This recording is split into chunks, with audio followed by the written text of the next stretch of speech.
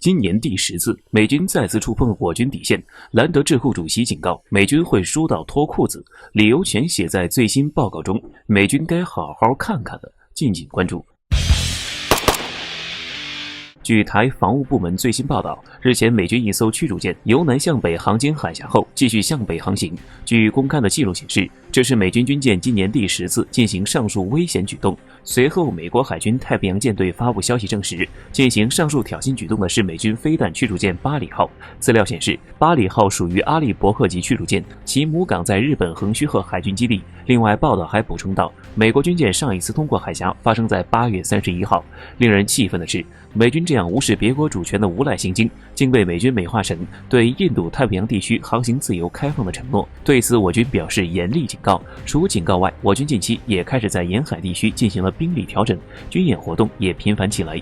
最新一次的演习是在东南沿海组织的两栖登陆作战演习。在该次演习中，我军曝光了大批全新武器装备，引发大量关注，例如无人破障快艇、无人机以及无人战车等。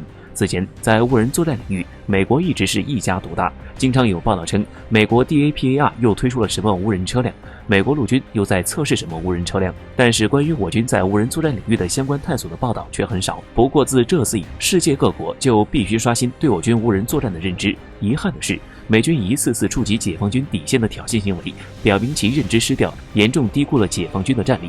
对于美军这样盲目自大的行径，兰德智库公司也发表了担忧。在美军舰通过海峡的同一天，美国独立智库芝加哥全球事务委员会主席达尔德警告，根据兰德公司剧本，美中军事积分卡显示，美国会输到脱裤子。